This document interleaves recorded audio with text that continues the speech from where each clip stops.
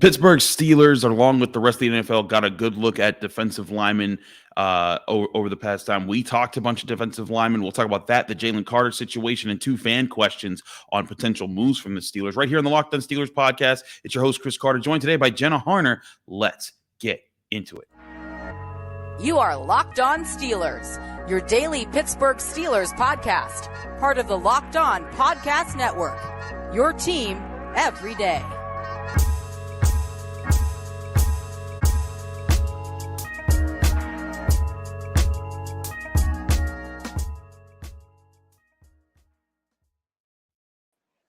Hello and welcome to the Locked On Steelers podcast. I'm your host, Chris Carter, bringing you your daily dose of all things of the Pittsburgh Steelers. As always, you can find this show on your favorite podcasting platform and app. You can also find this show on YouTube. Like the show, if you like this video, if you see it on YouTube, subscribe to this YouTube channel to get all of our daily Monday through Friday episodes as well as our bonus content. We thank you for making the Locked On Steelers podcast your first listen every day. Today's episode is brought to you by FanDuel. Make every moment more by using FanDuel. Don't miss the chance to get your no sweat first bet up to $1,000 in bonus bets when you go to FanDuel.com/locked on. And as I said before, we're joined by Jenna Harner. Now, Jenna, normally we have you on Fridays, but we're picking up the pace. We're getting you in on Thursday. You were at the combine. We got to talk with Omar Khan a little bit, but now you're back in Pittsburgh handling things for Channel 11. But it's been interesting being here in Indy and getting to see the new Steelers draft process underway under Omar Khan. Yeah, it was definitely really interesting. And when we talked with Omar Khan earlier this week, you could definitely just sense, you and I have both covered the team when Kevin Colbert was the head as the general manager. And you could just kind of sense a little bit of differences. You know, obviously Omar Khan is in that new role. He's been with the Steelers for a whole lot of years. I'm not, the number right now 23? escapes me. I was to say it's 22, 20, it's upwards of 20, I was going to say. Yeah. But this is obviously his first draft, and you can kind of just see the way that he's interacting with us and just talking to him about his excitement about this week. We really talked to him about a whole lot, as all of us, here in Pittsburgh have shared on social media and shared throughout our stories and broadcasts throughout the last couple of days. But it is an exciting time, and you could just sense the excitement that he feels heading into this draft and kind of kicking things off. We're officially less than 2 months away. It's crazy to think. It is crazy to think, because it's a fast process. Just a little bit ago, everyone was saying, like, why is Kevin Colbert getting to do the draft? Now here we are, and it is Omar Khan's draft, and we got a chance to kind of to look at the defensive linemen.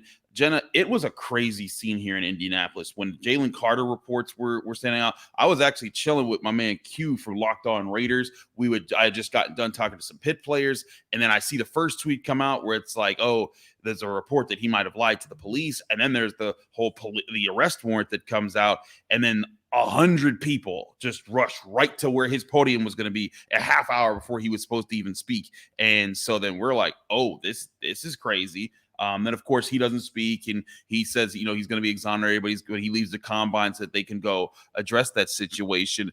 But it made everything nuts in the NFL, and now everyone's wondering what's going to happen with Jalen Carter, who some had as the first overall pick.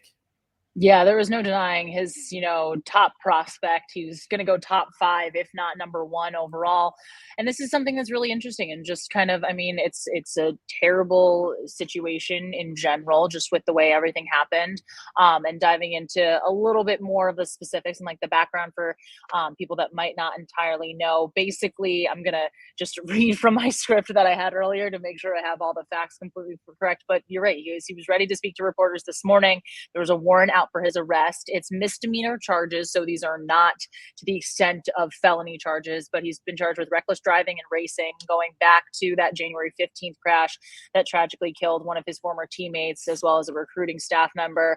The warrant itself alleges that Carter was racing against the car that was driven by that recruiting staffer, which eventually led to the deadly crash. And then obviously Carter releasing his statement, like you said, saying,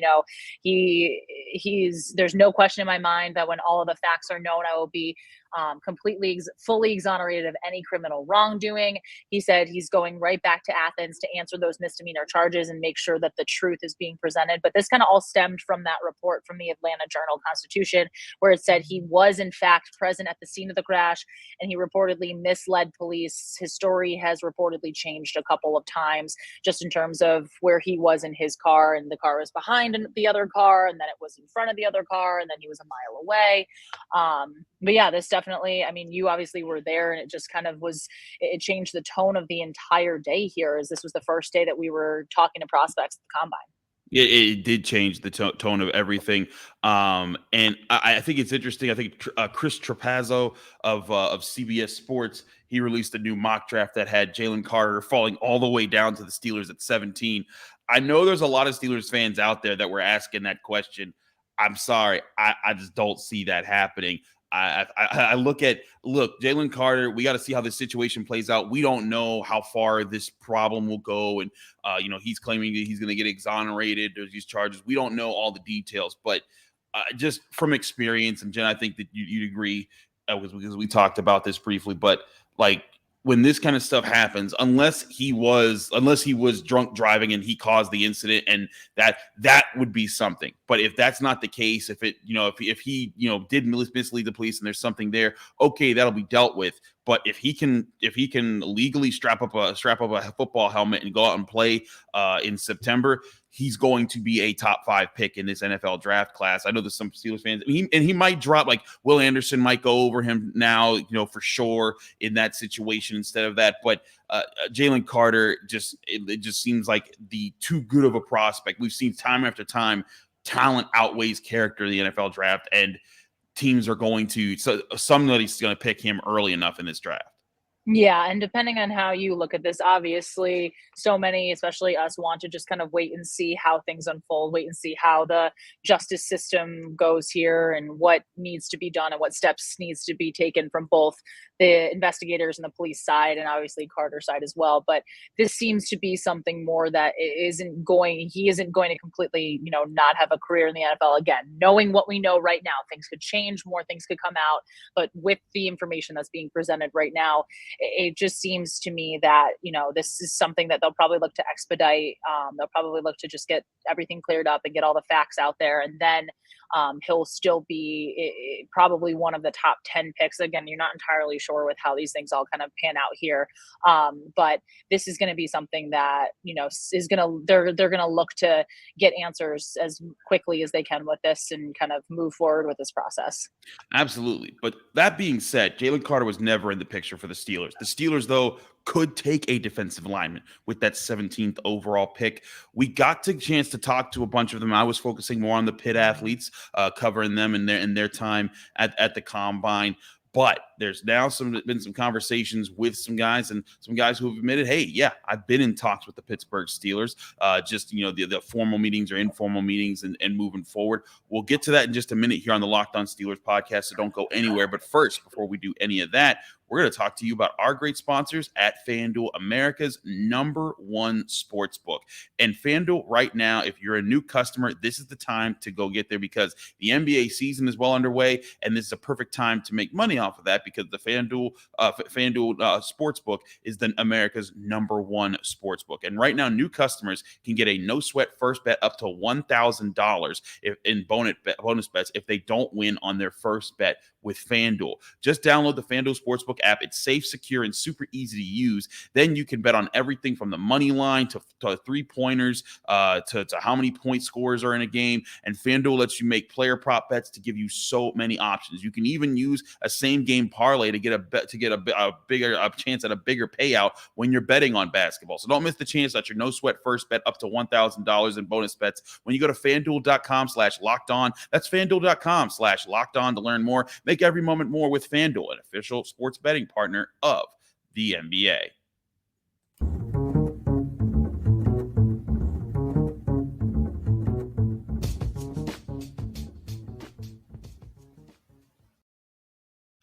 Back here on the Locked On Steelers podcast, I'm your host, Chris Carter, here with Jenna Harner from Chill 11 WPXI. I'm still here in Indianapolis. Jenna's back in Pittsburgh.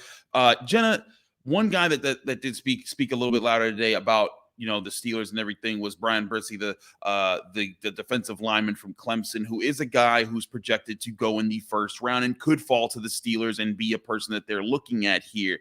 I do think, and we've talked about this before. In fact, you interviewed Art Rooney. We talked about that interview on this show about how the Steelers could very well be looking at defense in the first round. While everyone's talking about offensive line, Andy Weidel was known for getting defensive linemen and athletic talents there.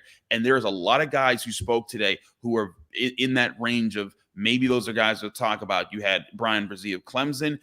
Lucas Van Ness is one who's rising up boards. He's someone that I suggest everyone keep an eye on how he does at the combine. Some people compare him to J.J. Watt in how he was mostly an unknown, not a guy talked too much about as an NFL prospect for most of his college career. And then people saw his measurables and people saw how athletic he was. And then maybe he could rise up the boards. There's guys like that. And I talked to Calijah Cancey today. He said that he hasn't spoken with the Steelers, but there are, but he's been excited about the draft process and he's ready to show off a fast 40-yard dash. I think that this defensive line group does have a lot of talents, even without Jalen Carter, because he's going to go in the top 5 for the Steelers to seriously look at as the next piece that's going to be the future of their defensive line.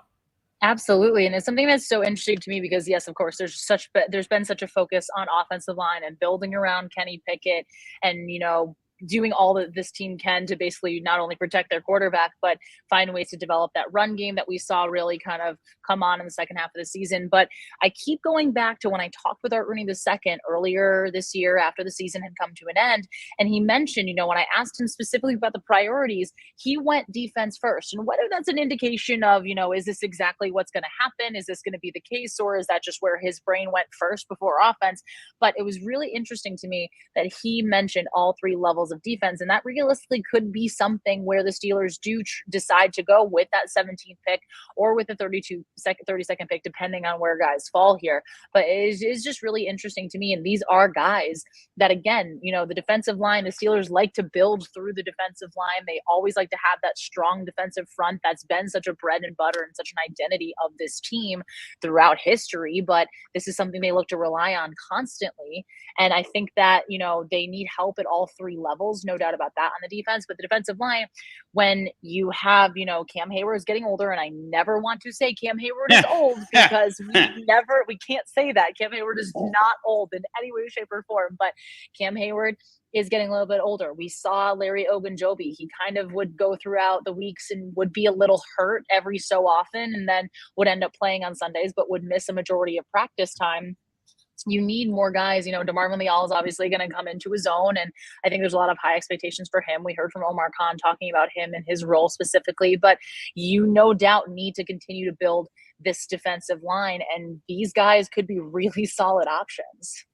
They really could, and I think that's where we're talking about this group because it fits what the Steelers want to do. They want to, the Steelers want to emphasize having a strong front, stopping the run, but getting after the quarterback, making life easier for the secondary.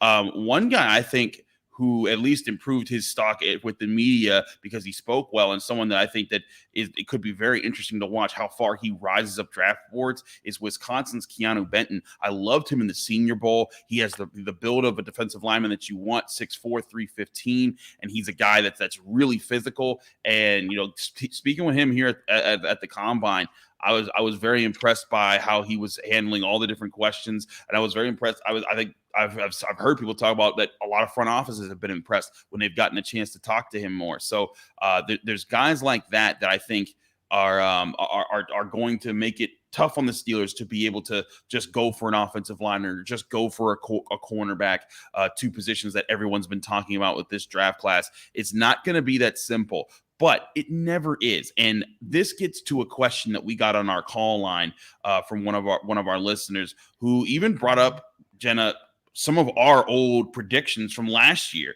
about the Steelers draft picks. Here's Jeffrey McNeil, a Steelers fan out in Cincinnati, who was asking a question about that. Here's Jeffrey. Yo, Chris, it's Jeffrey McNeil from Cincinnati, Ohio. Yes, I am a Pittsburgh Steelers fan behind enemy lines. Whole family loves Cincinnati Bengals. Huge Steelers fan here.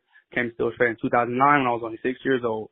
So my question to you is, when was the last time Pittsburgh actually drafted the way everyone assumed they would?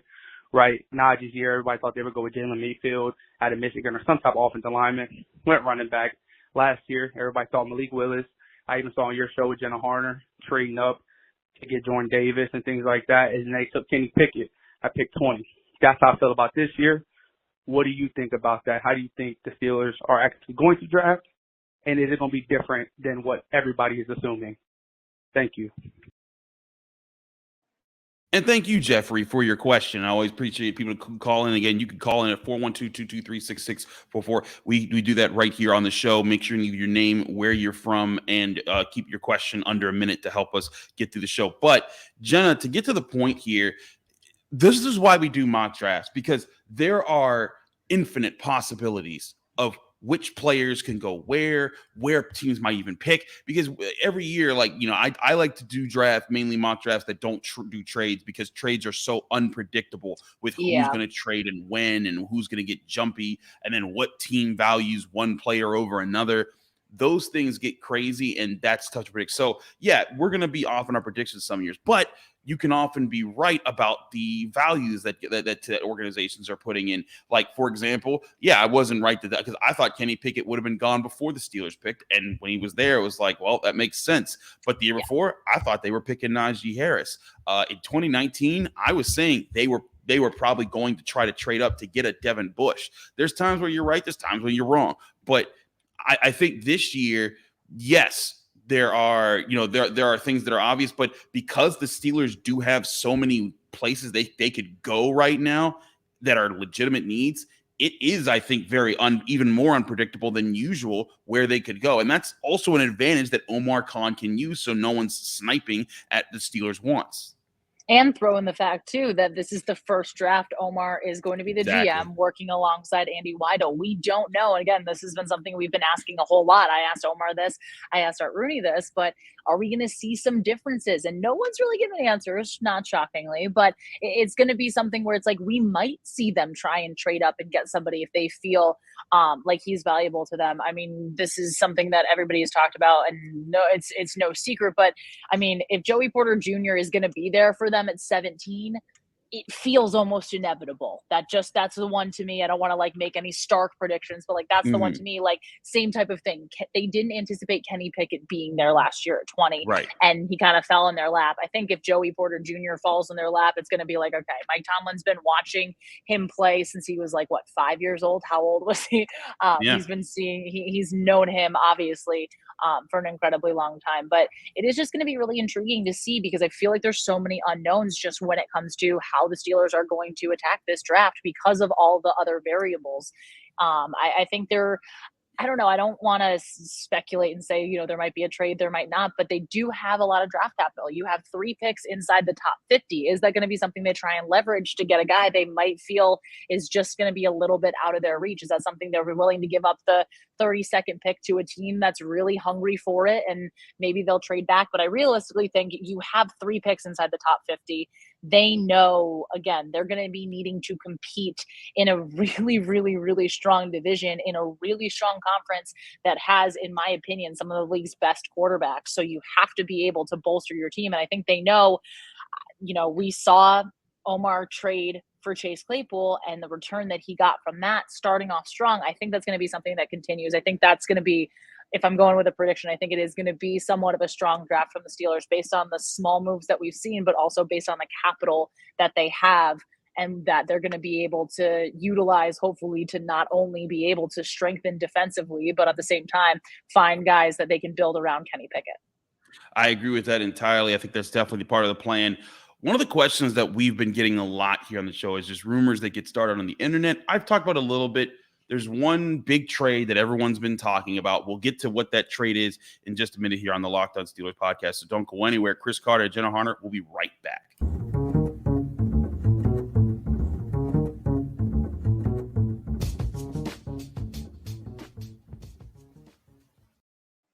Back here on the Locked On Steelers podcast, I'm your host, Chris Carter, here in Indianapolis. Jenna Harner from Channel 11 back in Pittsburgh. Jenna, one of the big questions, because it keeps popping up in rumor mills because of, the Rams are shopping Jalen Ramsey, is can the Steelers trade to get Jalen Ramsey? Here's Rob from Pittsburgh asking about the validity of this on our call line. Hey, Chris, this is Rob from Pittsburgh. I've heard a lot of trade talks about Jalen Ramsey. Is there a possibility that you think that they'll trade Deontay Johnson for Jalen Ramsey, since the Steelers have a bad track record of drafting defensive backs? Then maybe use their 32nd pick to draft a receiver. All right, thanks. Bye. Thank you, Rob, for your question. No. It's just they're not doing that. First of all, Jalen Ramsey, where he's an immense talent, he's a really talented guy. He's been getting beat a lot in the Rams secondary of late. He's been on quite a few highlight reels for being on the wrong end of a situation there. And the Rams, they're going through, whatever they're going through to kind of, position themselves as they're way over the cap right now, and they're trying to get right. But Jalen Ramsey, if he was with the Rams right now, is a $25.2 million cap hit. The Steelers couldn't afford to pay someone like that, like right now. Like they're already paying TJ Watt and Micah Fitzpatrick and Cam Hayward, and they want to make room so that they can bring in a few more free agents or bring back just people that are currently on the roster who they're about to lose, like Cam Sutton. And this is where, Jenna, Cam Sutton makes a lot of sense. More reasonably priced. You won't have to pay him superstar money. He knows your system. Good cornerback, good leader, fits with your coaches and your players. It makes a lot more sense to get him. And yes, they've certainly missed cornerback, but they've also hit with drafting Cam Sutton. I think this is one of those internet rumors that started because people were bored before the combine and they needed something to talk about, and this got started up, and it just keeps picking up more and more speed as the longer it is out there. Yeah, I mean, there's no talk. We already talked about this. They're the highest paid defense, and you don't need to add to that in that way.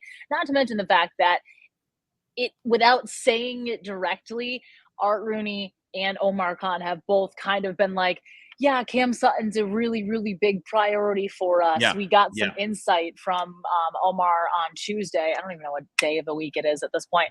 You got oh, heck yeah. We got some insight from him on Tuesday, but he was basically seeming to say that, conversations are going, but he's somebody they want to bring back. And it seemed when we talked with Cam Sutton at Locker Clean Out, it seemed mutual for him too. And again, you want guys like this in the locker room. They always talk about, Art Rooney II talks about, having that quote unquote homegrown talent where, they draft a guy, he stays with the organization, he stays in the franchise, and he just continues to do what he does and embodies what it means to be a true Steeler. Exactly. And the true Steeler thing to me is also, when he got to the Steelers, he was hardworking, he was talkative, he wanted to learn, he went from the inquisitive young rookie in 2017 to the starter who's a leader in 2022. And you want to keep guys like that around. And Omar Khan even said about Alex Highsmith, we want to keep guys like that around. It is much more of the Steelers way.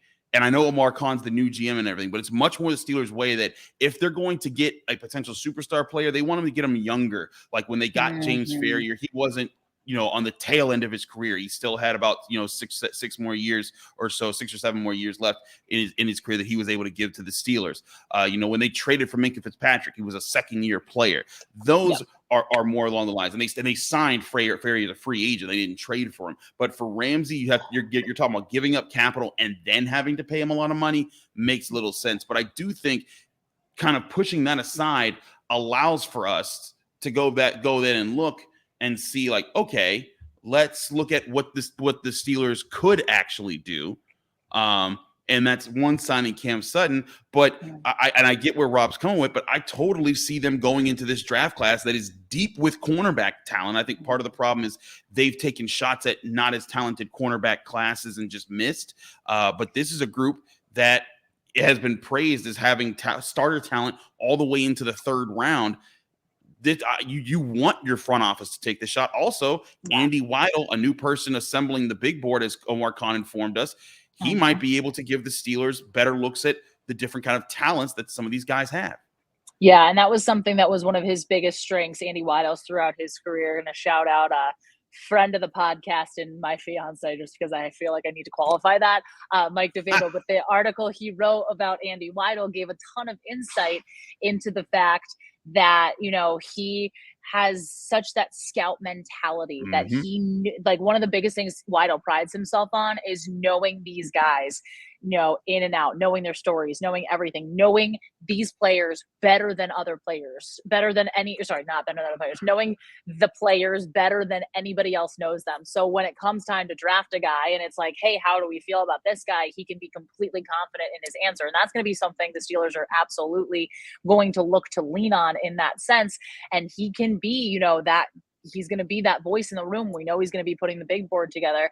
But going back a little bit, if you draft a cornerback, what better guy on the field to have than Cam Sutton to bring him along? Because the jump to the NFL, no matter what, for quarterback, for any of these guys, it's definitely a drastic step up. We always hear younger players talk about kind of, adjusting to the speed of things because it just gets that much quicker. But to have someone in the backfield like Cam Sutton to be able to bring, if the Steelers do draft a cornerback with one of those first top 50, one of the first 3 picks in the top 50, then you have the ability to say, hey, look, we can bring you up to speed. And not to say that Jalen Ramsey wouldn't be able to do that, but just to me, a guy like Cam Sutton is perfect to have with a younger rookie cornerback that you're drafting, that you're bringing in one of the first couple rounds. It's another reason why we're saying, hey, go look at this, go look at the corners, go look at the secondary. They talk tomorrow. That's going to be interesting. Throughout the rest of the week, I'm here till Friday, so we're going to still have another show tomorrow. Hey, we might even have your fiance, Mike DeFabo, on the podcast tomorrow because he always gives great insights as well. But there's still a lot to break down with this combine. Defensive line and linebackers talked on. Well, we're recording this Wednesday, so they talked Wednesday. Thursday, I believe the defensive backs get to talk, and then we get to see those defensive linemen on the field. We'll get to see a lot of combine drills, who's going to show out there, and that'll kind of give us more perspective into who exactly this draft class is, the strengths, the weaknesses therefore. And then we'll also get to talk, maybe we get some insights. What cornerbacks, what safeties have the Steelers been talking to in this draft class? Who have they made impression? Maybe we get to talk to Joey Porter Jr. There's going to be a lot to discuss there. We'll keep you updated here at the NFL Scouting Combine. Jenna, thanks so much for joining us here on a Thursday edition of the Locked On Steelers podcast. Let people know they can find you, follow you, and get more of your work.